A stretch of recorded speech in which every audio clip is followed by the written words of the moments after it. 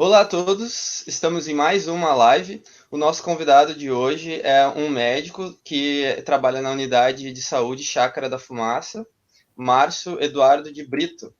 Eu gostaria só de relembrar que a gente está fazendo uma live toda quinta-feira, essa é a terceira, então para quem ainda não curte a página, não nos acompanha, fica o convite para poder clicar ali em curtir.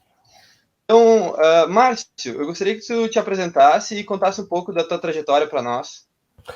Bom, então tá. Então, meu nome é Márcio, né? Sou médico, trabalho na unidade de saúde Chácara da Fumaça. Minha trajetória, eu trabalho na prefeitura há 20 anos, há 14 anos na unidade de saúde Chácara da Fumaça, né? Então, eu me formei em 93, né? E eu não tenho nenhuma especialização. Eu fui trabalhando a partir da vivência do meu dia a dia, e isso foi me levando, assim, porque eu sempre, em todo lugar que eu trabalhei, eu sempre me interessei muito por ouvir, né? Os pacientes que eu atendi, as histórias, isso, aquilo, e sempre reconheci a importância como as pessoas se sentiam, né? Não só a questão física, mas também a questão emocional, a questão psicológica, né? E eu acabei me direcionando muito para essa área, né? E em função disso, no decorrer do tempo, né? Na unidade de saúde onde eu trabalho, eu comecei a ficar responsável por atendimento em saúde mental, né? Porque na nossa rede, ali onde eu trabalho, que é na Chácara da Fumaça, que é na região Nordeste, né? Ali é dos 17 distritos da cidade, é o distrito que tem o menor IDH da cidade, né? Então, vários problemas quanto à renda, a, a agravos de doença, violência, né? Então, é uma região muito complicada do ponto de vista, assim, de saúde, né? E aí, nesse território, eu fui desenvolvendo uma escuta, né? E uma forma de ajudar, né? Entendendo os limites, né? Do que vinha acontecendo, do que as pessoas me traziam, de como enfrentar, como lidar com a vida, com a dureza, né? Muita dureza, né? E às vezes aquelas coisas que tu não tem muito, que vai ter que aprender a lidar com aquilo, né? Então aí como eu tenho uma trajetória com a meditação de muito tempo, né? Então eu tenho mestre de meditação que eu agradeço muito, né? Todos os ensinamentos que recebi das práticas, né? Então, que foi me ajudando, né, a ter a capacidade de estar ali no meio e ser capaz de escutar e ajudar dentro do meu limite, né? Mas ajudar olhando para as pessoas e entendendo que elas têm potências, né? Eu acho que a minha trajetória vem muito disso. Então, eu olho, eu entendo as dificuldades, mas eu aposto na potência das pessoas, entende? E são muito potentes, né? Porque tu vai ver histórias super difíceis e as pessoas conseguem superar, conseguem estar de pé, conseguem andar, né? E uns com mais dificuldade, outros com outras, com menos, né? Mas então tu vai ver que as pessoas têm potência. Então eu sempre trabalhei muito, e a meditação trabalha com a potência, né? Então o ser humano, eu vejo que ele tem muita potência, né? Então minha trajetória, assim, se eu for resumidamente, é essa, né? Então a partir do meu trabalho, eu fui me direcionando para essa área, né? Márcio, a unidade que tu trabalha, ela atende a mais de 20 mil pessoas, né? Tem uma equipe de mais de 30 profissionais, entre enfermeiros, médicos clínicos, ginecologistas, pediatras, dentistas, recepcionistas, porteiros, serviços gerais, agentes de saúde, técnicos de enfermagem.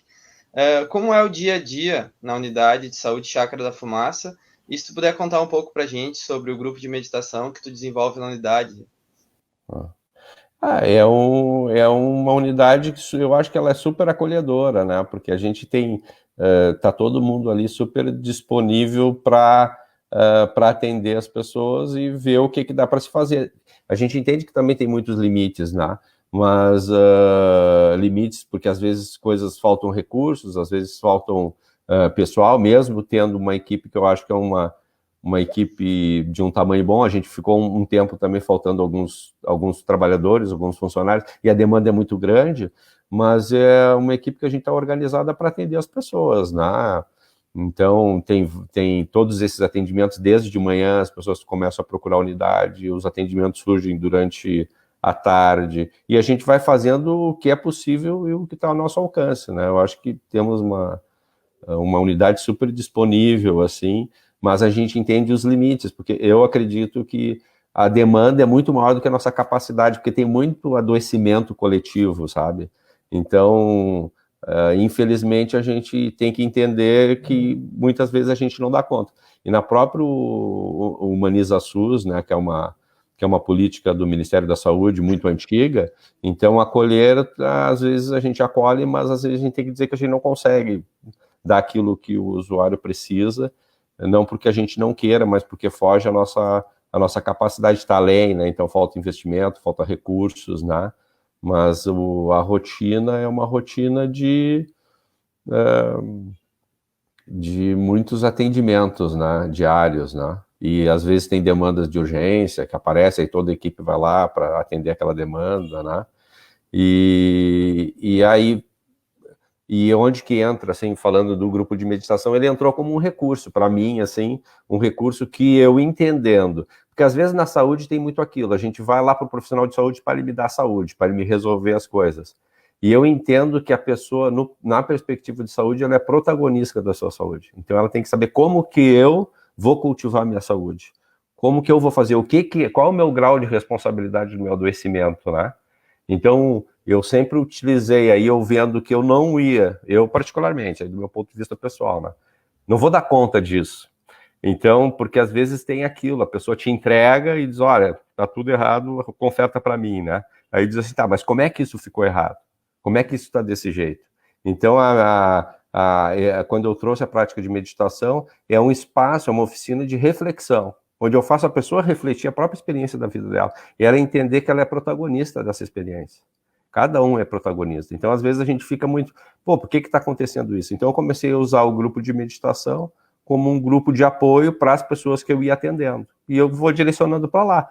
A maioria não vai, porque eu acho que é uma coisa difícil, às vezes, das pessoas se organizar para ir, mas uma boa parte vai. Então, é um grupo que acontece 2 vezes por semana, né?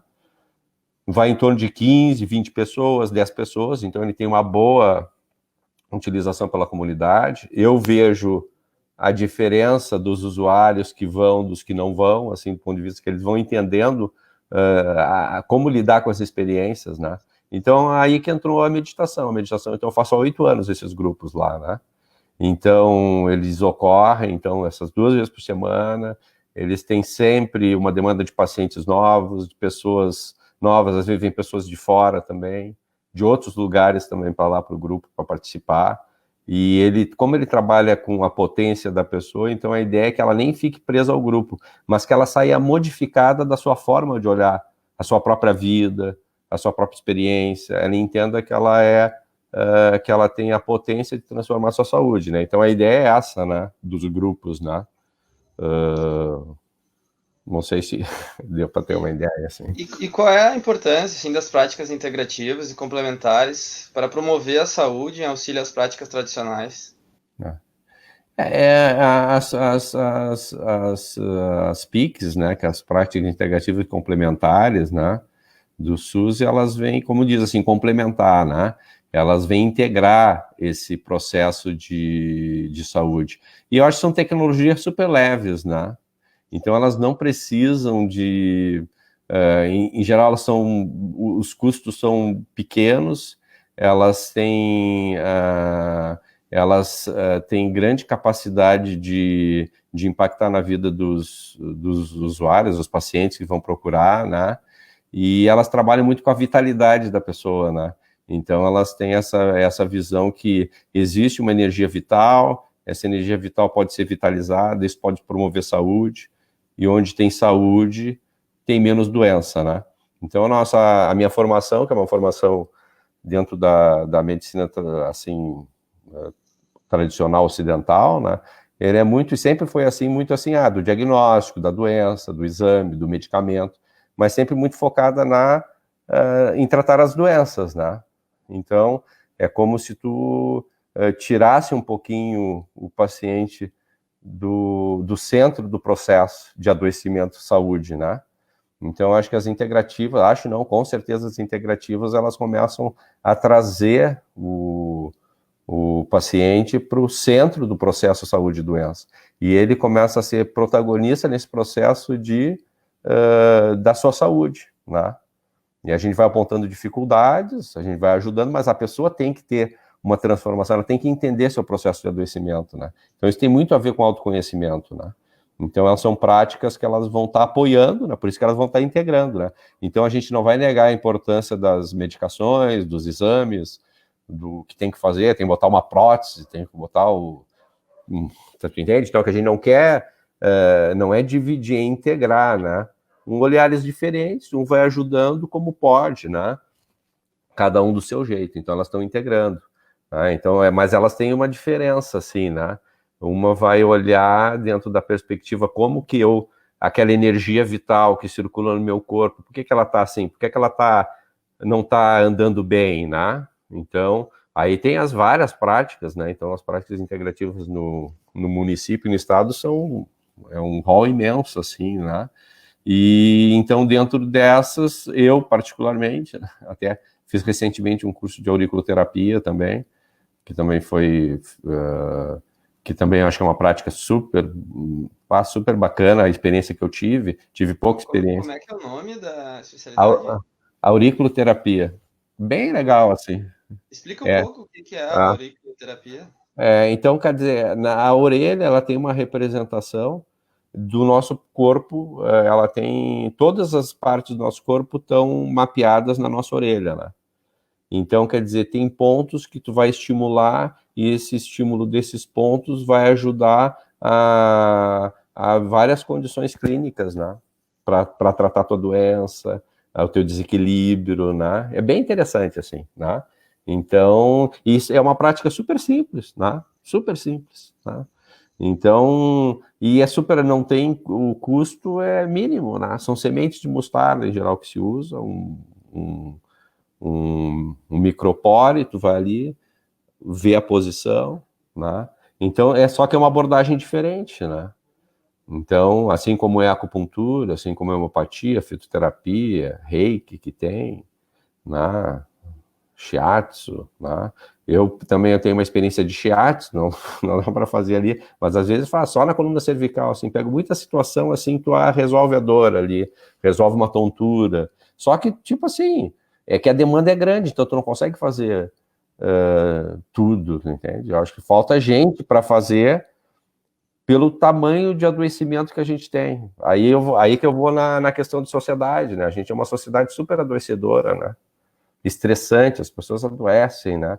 Então, quer dizer, haja profissional para ajudar as pessoas, né? Então... Tu percebeu alguma diferença, como tu tem essa interface com a questão da saúde mental e tu trabalha desde 2000, né, na atenção básica de Porto Alegre, a gente teve de lá para cá uma nova forma de se conectar, que são as redes sociais, ou espaços, né, digitais, vamos dizer assim.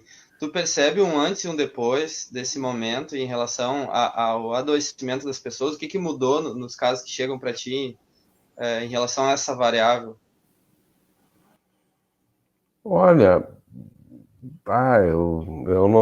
eu acho que talvez as redes sociais, não sei, eu vejo às vezes, eu não consigo fazer um paralelo das redes sociais em si, né, em termos de, não consigo, assim, agora tu me pegou, assim, fazendo essa pergunta, eu acho que às vezes as pessoas se comunicam muito por rede social, mas talvez não tenha profundidade de fala, de conversa, né? Eu acho que às vezes pode faltar isso, em termos de saúde mental, sabe? Eu acho que não se resolve uma conversa ali, eu acho que às vezes a gente precisa ter eu acho, né? Acho que pode quebrar o galho, mas não sei se é isso também. Não... Eu acho que alterou um pouco a forma como as pessoas se relacionam, né? E aí isso também pode impactar na questão da saúde mental. Mas assim, Márcio, a gente tem falado muito nas nossas lives a respeito de conselhos locais de saúde e a importância do controle social no SUS, né? E aí, na tua visão como médico, qual a importância dos conselhos e da participação dos cidadãos? Eu acho super importante, né? Super importante os conselhos e a participação, porque na verdade os conselhos eles são formados pelos usuários do Sistema Único de Saúde, né? Pelos trabalhadores e o gestor, né? Então essa conversa, esse diálogo é super importante, por isso que a gente vai falar em controle social, porque senão a gente vai dizer que tem um desequilíbrio, o gestor tem muito poder, então quer dizer, se não tem um equilíbrio com os trabalhadores e com os usuários, daqui a pouco acontecem coisas que não são, que eu, do ponto de vista técnico, como trabalhador de saúde, eu vou dizer, não, isso não deve ser desse jeito, ou não é nem o que o usuário precisa, né? Então a ideia dos conselhos é um espaço de diálogo e construção coletiva dessas instâncias, né, de gestão, de trabalhadores e usuários, para direcionar o que o SUS precisa para promover saúde, para cuidar das pessoas, né? Então é super importante. Eu acho, infelizmente, que a população não tem a dimensão da importância desses espaços, né? Então tem acontecido assim, não só na saúde, tem conselho de tudo quanto é, né? Isso aí é uma garantia constitucional, né? Então os conselhos eles não são bem utilizados pela população, elas não têm a dimensão da importância disso. Então quando tu vê os conselhos eles não estão servindo muitas vezes para esse interesse porque eles ficam esvaziados, né? Dessa cidadania, né? Então, não, deixa que as pessoas decidam. E aí, de repente, as pessoas estão decidindo que não é bom para todo mundo, né? Então, eu vou falar do Conselho Municipal de Saúde, é um lugar de embate, né? Então, a gente tem visto problema no nosso Conselho Municipal de Saúde, então, a luta que foi para a gente, esse conselho ser reconhecido, né? Como um espaço de escutar os trabalhadores, escutar os usuários, né? Então, infelizmente, a gente vê a dificuldade do diálogo que teve. Aí eu vou falar assim em termos da gestão, né? Atualmente, assim, foi muito problemático. Se for ver historicamente, tem um problema, né? Então, a ideia do conselho é que a gente possa construir junto, mas se não tem força da comunidade, mesmo a gente como trabalhador sabendo da importância das coisas, as coisas não acontecem. Então, muitas vezes os conselhos eles acabam sendo atropelados, né, por outros interesses, né. Então, tem coisas que a gente vê, por exemplo, eu agora, em função da própria pandemia, né, eu assim como trabalhador e vejo a direção que a gente estava indo em questão do distanciamento, né, super importante, isso aí está caindo, né? Eu acho que isso aqui vai ter um preço também para nós, entende? Então a gente vai de determinados estados aí, tu vai pegar Amazonas, tu vai pegar o que está acontecendo no Rio, São Paulo, né? O que aconteceu em outros países, né? Aqui no Rio Grande do Sul tá mais tranquilo, mas tem casos, né? Eu tenho pego casos ali que provavelmente sejam Covid, né? No posto de saúde ali, né? Então tô pegando, mas ele não entra na estatística, né? Então, quer dizer, aí a importância do que vai falando na gestão. Não entra na estatística porque não é testado? Ou... A gente não tem teste, a gente está caminhando nas escuras, né? Então, quando eu vejo assim que as farmácias vão testar e a gente não tem teste na unidade de saúde, eu acho uma coisa muito maluca, sabe? Então, quer dizer, a gente está desde o início disso tudo se preparando na unidade, né? E a gente não tem testes, né? Então a gente fica, acho que não é, o que vai ser? Então a gente acaba, então a gente tá meio às escuras. Claro que tu vai ver pesquisas, estão falando, então é subnotificado, então tem 10 vezes mais casos. Eu acredito que seja por aí mesmo, né? Então, Tu sabe que eu trabalho na Secretaria Estadual da Saúde, né? Então, quando tu fala a questão de como servidor não ser ouvido nesse governo, o governo do município e o governo do estado, eles seguem a mesma linha, né? Então, te entendo perfeitamente que a gente também passa por isso no estado.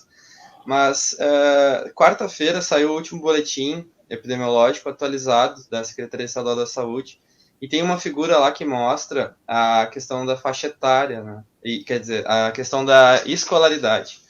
Então, num primeiro momento, os casos confirmados, a maioria era de ensino superior. E no Brasil, a gente tem uma correlação muito forte entre escolaridade e renda. E conforme vai passando as semanas epidemiológicas, vai decaindo a questão da escolaridade. E o que pode se interpretar disso é que, bom, como a primeira semana tu tinha as pessoas que vieram de fora de viagens, né? Então, pessoas que têm uma situação econômica diferenciada. E aí, conforme vai caindo a escolaridade, é porque provavelmente está atingindo territórios de maior vulnerabilidade social. Uhum.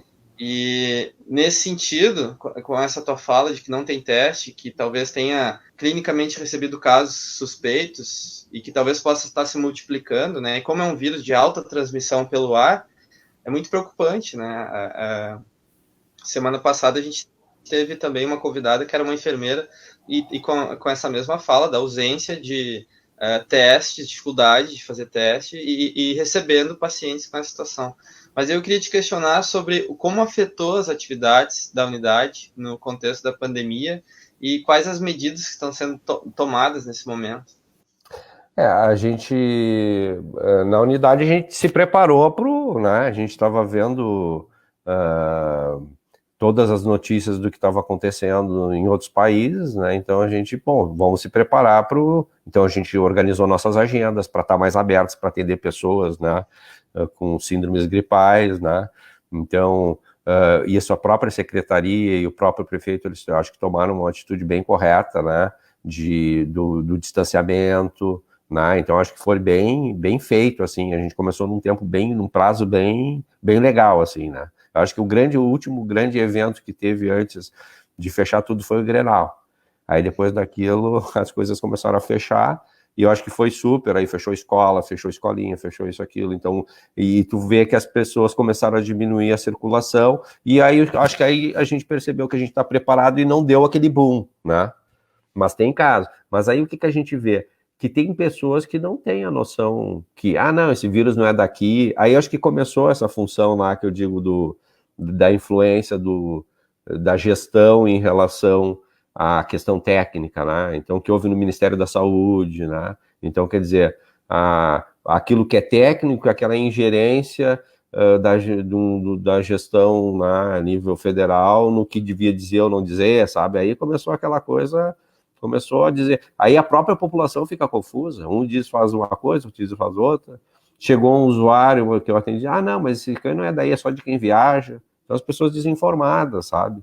Então acho que isso acabou criando problemas, mas a gente se organizou para quê? Para estar pronto para atender as pessoas. Então a gente foi atrás então é aquilo que eu entendo a organização das coisas, vinha EPI para nós, né? Então a gente recebeu algumas coisas, a gente foi atrás, algumas coisas a gente mesmo fez na unidade, então manter ventilação, trabalhar na medida das necessidades dos usuários, se realmente precisa do atendimento, é atendido, sabe? O que realmente não precisa, a gente vai orientando a comunidade que procure na medida da sua necessidade. Então a gente mantém um atendimento diário de várias coisas e a gente prioriza desde o início da manhã, a gente faz uma fala na fila, explica para a população.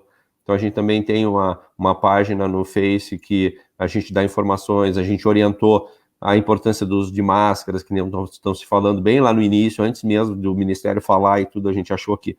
Mas a população, ela tem muita dificuldade em incorporar, né, esses cuidados, sabe?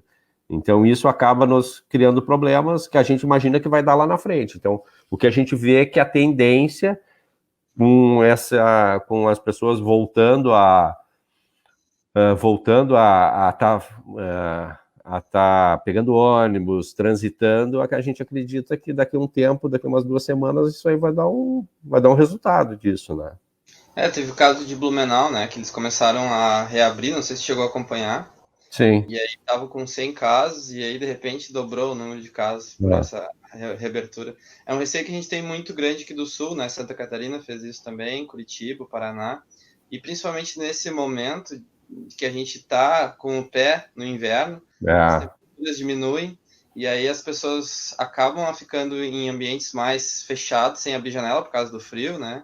Sim. E aí onde talvez tenha maior risco. E teve um estudo também coordenado pela UFPEL, onde eles divulgaram a questão de as residências, onde tinha caso confirmado, analisaram todo mundo que morava na mesma residência. E eu não me lembro agora se é 12 casos, 12 que eles testaram e 9 estavam confirmados. Né? Sim. Tem uma transmissão grande no ambiente domiciliar. E aí eu fico pensando, quando tem a questão das situações de Porto Alegre onde tem pessoas em vulnerabilidade social, que talvez possa dividir um cômodo com um número grande de familiares, né? E o risco, se o vírus chegar ali, poder transmitir. E como É, prevenir, né? e até isso que tu falou é bem interessante. Eu tive uma situação bem. Tu vai dizer para a pessoa, não, tu vai para casa, né? Então tu fique no seu quarto e mantenha a sua janela aberta. Aí diz, meu quarto não tem janela. Ah, Aí tu diz assim, tá, mas então mantenha as janelas da sala abertas. A minha sala não tem janela. Aí tu olha assim, tu entende? Então essas situações, né? Então aí que eu vou falar, aí eu vou falar da doença coletiva, da doença do homem, né? Que é dessa visão super, né, super segmentada de tudo, né? Aí se pensar em saúde do ponto de vista global, né? Que visão é essa? Que saúde que a gente promove, né? Isso nos toca aqui, mas isso é modelo social, né? Então, enquanto a gente não trabalhar essa questão da desigualdade, o que a gente precisa realmente para ter bem-estar, né? Aí vem a filosofia e vem a meditação também. A gente precisa de muito pouco para estar bem, né? O próprio silêncio é capaz de produzir muito bem-estar, né? Então, sabe, Márcio, que eu estava conversando com um psicólogo que trabalha na assistência social de Porto Alegre. E aí eu estava perguntando para ele sobre qual a demanda que ele mais tinha no acolhimento quando ele ia receber as pessoas, o que que as pessoas mais assim levantam, né? E ele imediatamente respondeu: fome. E aí agora quando tu tem esse relato de que tu está atendendo um caso com sintomas clínicos de que possa ser, né, num contexto de pandemia, possa ser coronavírus, e tu dá a recomendação que é para deixar a janela aberta e não tem janela no quarto, não tem janela na sala, é pesado, né, é duro, e eu acho que os gestores que a gente tem atuais, será que eles têm a noção desse contexto, né? ah, não tem. Assim, eu acho que, tipo assim, tinham que visitar lá o posto, né? Visitar a unidade, visitar o território. Eu acho que tem que ter o mínimo de empatia, sabe? Eu acho que falta porque eu entendo que a gente vive num modelo que a gente tem democrático, é uma disputa pelo poder, né? Aí também tu fica tão focado na disputa pelo poder que tu esquece o fundamental, né? Por que tu tá no poder, né? O que te faz lá? Qual é o sentido disso num Estado democrático, né?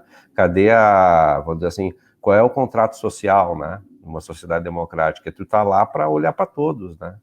Só que, tipo assim, eu acho que a gente tem vivido, infelizmente, acho que a gente tem que resgatar isso de alguma forma, né? Porque senão fica. Aí o gestor, ele não está mais olhando para o todo, sabe? Eu acho que tem muita influência de muitas coisas. É super complicado. Eu vejo que tem que. Se a gente não mudar. E eu vejo a pandemia assim, ó. Parem tudo e repensem tudo. Repense matriz econômica, repense o sentido disso, para a gente estar caminhando para onde, para quê? Para que a gente está caminhando, para onde que a gente vai? Para quê? Né? Principalmente talvez essa lógica, essa visão de mundo liberal, né, em que tipo como se o Estado não tivesse tentado passar para a iniciativa privada cada vez mais, né, as responsabilidades que talvez deveriam ser do Estado. E no momento de pandemia, talvez a gente veja a importância de o Estado poder intermediar isso, mas quando Sim. tu fala sobre essa questão da democracia e da essência dela, eu acho que antes de mais nada é poder representar as pessoas, né? Só que talvez a gente tenha uma dependência muito forte do fator econômico, porque é muito caro a comunicação, é muito caro tu alcançar as pessoas. E eu acho que quando a gente olha, eu vivi muito forte a questão da greve dos servidores públicos, do pacote do governo Eduardo Leite. E durante a greve circulei pelos gabinetes dos deputados e a quem eles representam ou de como eles foram chegar lá é a partir de muita força do capital, né, do poder econômico, para poder bancar campanhas que são caríssimas. E aí, quando eu me deparo com essa questão que tu relata da comunidade, quem representa a comunidade que tu está atendendo, né? Será que essas 20 mil pessoas são representadas por alguém hoje, né, que está no poder? Sim. É um problema isso. Mas, Márcio, como é que está sendo para ti pessoalmente enfrentar a situação da pandemia na atenção básica, na assistência direta, especialmente como profissional de saúde no grupo de risco, né? Eu acho que é bem. Não é nada fácil, né?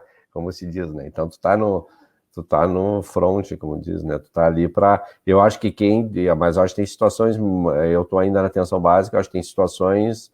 Quem tá nas UTIs, quem tá nos pronto-atendimentos, né? Que talvez vão situações mais graves, mas a gente imagina que vai chegar a situações graves também na atenção básica. Talvez a gente não esteja tão preparado em termos de equipamento, nem daquilo na organização, como atender uma situação grave na unidade, né? E se a gente tem todo o equipamento, a gente tem pouco equipamento para então se tiver 2, 3 situações graves num dia, a gente não tem equipamento, tu entende? De proteção suficiente, né? Então a gente não sabe para que direção vai andar isso, né? Mas a gente está ali, né? Então, quer dizer, estamos ali para isso, né? Nosso trabalho é esse, é estar ali para fazer o que a gente pode fazer.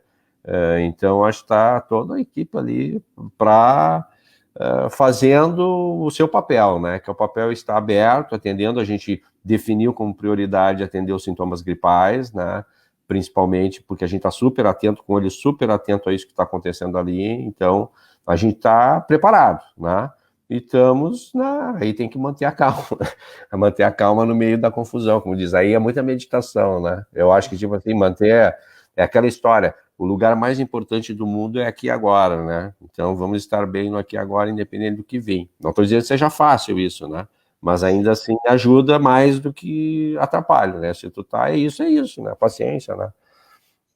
Márcio, Então, os casos que evoluem para óbito, a maioria deles é o que chega com sintomas de saturação de oxigênio menor que 95% e dispneia. Vocês já chegaram vocês têm como medir na unidade básica a saturação de oxigênio e vocês já receberam casos nessas situações? não, a gente ali até agora, a gente já mandou algumas pessoas para né, pro hospital nessas condições. A gente tem um oxímetro, né, que vê a saturação ali no posto, que a gente usa, né. Tem um, tomara que ele não que strike, porque só tem um. E aí tem um da pediatria e tem o nosso, né, ali, né? Então a gente faz, a gente está sempre medindo, as pessoas estão chegando e a gente olha, então a gente tem condição de ver isso e avalia aquela história. Como não tem um tratamento que realmente seja efetivo, então diz assim, ó, se é um caso simples, isolamento, caso e orientação. Agora, se é um caso que tu vê que tem um nível de gravidade que é essa, que a gente tá seguindo os parâmetros que a gente tem recebido, né? Que é saturação menor do que 95, dificuldade respiratória, né? Então, aí são casos que tem que ser avaliado já a nível hospitalar, para ver se precisa de internação, né? Aí acho que a gente está fazendo mais essa triagem, assim, fica em casa, vem, e estamos pronto para fazer esse atendimento, né? E caso dê positivo, vocês recebem esse retorno? Ó, a pessoa foi testada e deu positivo. Ou você, depois que encaminha, não tem mais informação? Aí a gente não recebe assim, informação específica, né? Porque, na verdade, quem está sendo testado no momento é quem ah, ah, quem é internado e quem vai para UTI. O resto não está sendo testado. Então, eu tenho certeza que eu já atendi gente não foi testado e foi para casa, melhorou e voltou para o trabalho. Eu até ter, né? Então, só que, tipo, não é testado, aí vai dizer o quê, né? Aí tu fica, eu suponho que seja, né?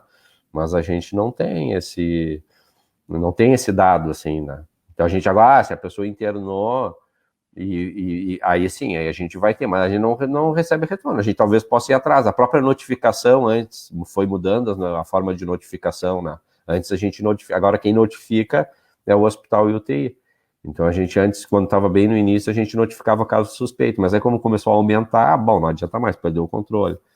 Então, É como a que gente não faz teste, foi mudando muito rápido a definição de caso, né? ah, Na medida em que essa doença é muito rápido o avanço dela, né? hum, E aí logo ela evoluiu também para transmissão comunitária. hum. Mas para a gente fechar, Márcio, quais são os principais desafios enfrentados na unidade de saúde, mesmo antes da pandemia, e que medidas tu acha que deveriam ser tomadas no futuro para garantir a saúde do território? Bom, eu acho que a gente muitas vezes tem a questão do recurso humano, né? Então, a instabilidade do trabalhador, né? Então, a gente tem acompanhado a situação do IMESF, né? Então, a gente tem vários colegas do IMEF, que é o Instituto Municipal de Saúde da Família da cidade, de Porto Alegre, né, que ela foi considerada inconstitucional. Então, isso se arrasta desde setembro, essa função. Imagina a situação dos trabalhadores, né? Estão trabalhando, não estão? O que vai ser deles, né? Então, é uma crítica que a gente faz no Conselho Municipal de Saúde, né? Minha posição como trabalhador no Conselho Local de Saúde da Chácara da Fumaça, Conselho Local de Saúde, do Conselho Distrital, eu vejo que tem determinados tipos de atividades e políticas que aquela história que está falando do Estado, o Estado ele tem obrigação de se responsabilizar com isso, né? E ele teria que ter trabalhadores que fiquem, né?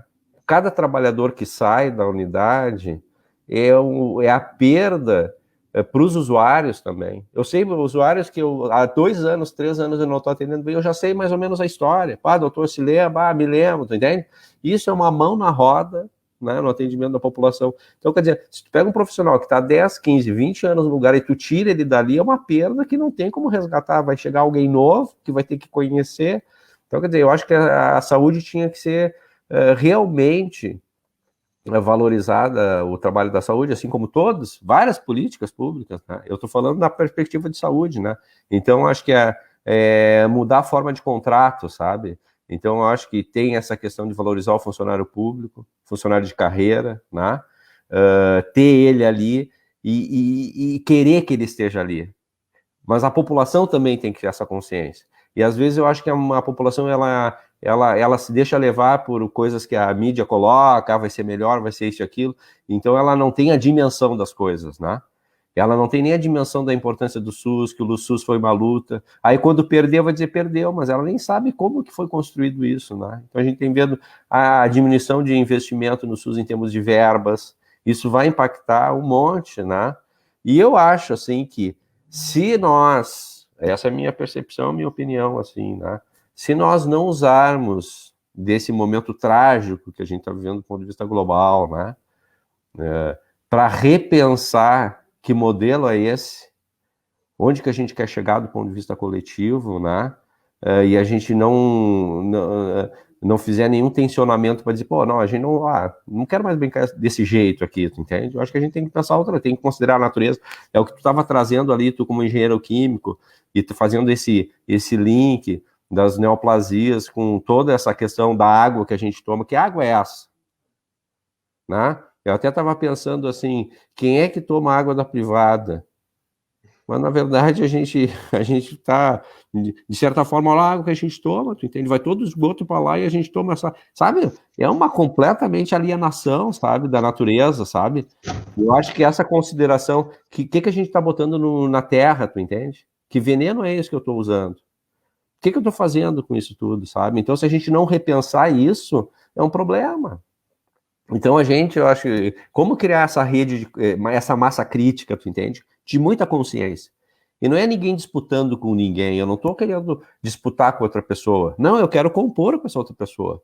Como que a gente, em vez de uma sociedade individualista, competitiva e materialista, a gente se transforma em uma sociedade colaborativa, interessada no bem-estar um do outro? Como que eu colaboro com o outro, eu me alegro com o outro indo bem? É outra visão. E por isso que eu trabalho muito na perspectiva da meditação, porque ela é esse olho da meditação. É o olho compassivo, é o olho amoroso, é um olho que quer dizer isso está errado, como é que a gente pode consertar isso? Mas é tu pegar alguém que está alucinado e dizer assim, saia dessa alucinação, não, as pessoas não estão enxergando ninguém, estão atropelando tudo, atropelando o planeta, atropelando as pessoas. Diz, para, né? Então, meditação tem muito isso, para e pense, né? Vão repensar tudo. Eu acho que, talvez, porque a produção de doença é tão grande que não tem sistema de saúde que dê conta disso se a gente não parar de produzir doença. É doença do ponto de vista emocional, é doença do ponto de vista físico, é doença do ponto de vista social, né?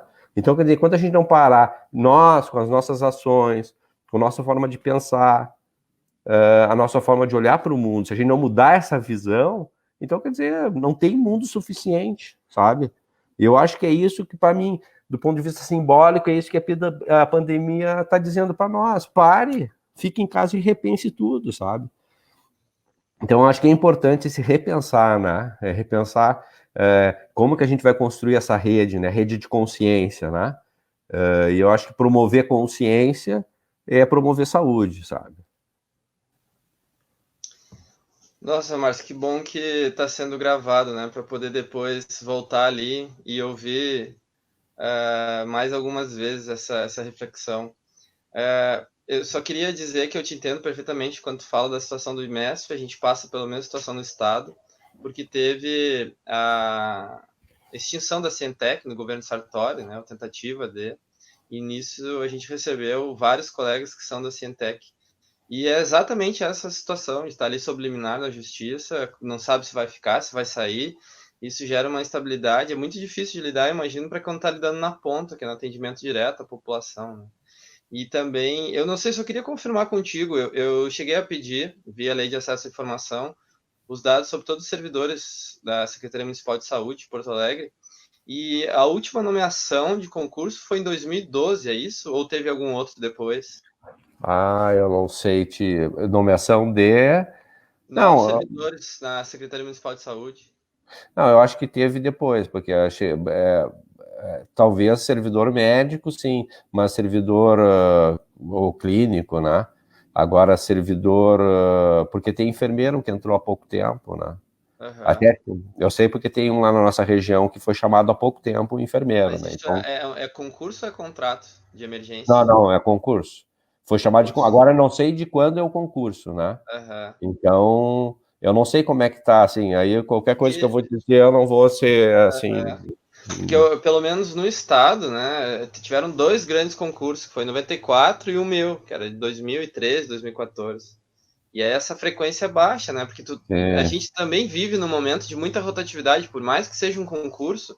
Eu, por exemplo, entrei com mais 7 engenheiros ali em Porto Alegre. Só tá eu hoje. Os outros tudo ou se exoneraram, ou passaram em outros concursos e não ficaram.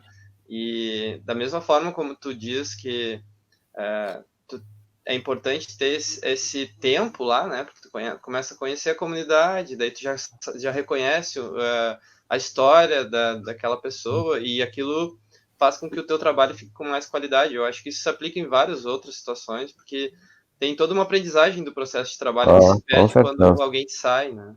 Com certeza, bah, perfeito isso aí que tá falando. Mas, Márcio, eu queria te agradecer muito por tu ter topado esse bate-papo. Eu gostei bastante e acho que tu nos provocou muitas reflexões muito importantes da visão de sociedade para esse momento de pandemia, né? Eu acho que agradecer de verdade pela oportunidade de poder ter tido essa conversa contigo hoje. E E eu também quero agradecer a oportunidade também de ter falado contigo, adorei também, gostei dessa tua, né, é, porque saúde é em tudo quanto é lugar, né, engenheiro que trabalhando saúde, eu acho bacana essa, né, isso, né, eu acho bacana, eu acho que esse, para mim, assim, que eu vislumbro talvez como essa, que nem no Yin Yang, né, no ápice da escuridão surge a luz, né? Eu acho que para mim, tomara que a gente esteja nesse momento, do ápice da escuridão vai surgir a luz e a gente vai encontrar nossos parceiros para como é que a gente vai construir e colaborar para construir essa sociedade mais justa, mais legal para todo mundo. É possível com a tecnologia que a gente tem, não tem sentido ter situações tão precárias de algumas pessoas, né? Então, eu só quero agradecer também a oportunidade, fico muito feliz, assim, adorei também a tua conversa, adorei o que tu trouxe, assim, achei também, foi muito bacana, assim, valeu mesmo. então tá, forte abraço, Márcio. Abraço para todo mundo, isso aí, tchau, tchau.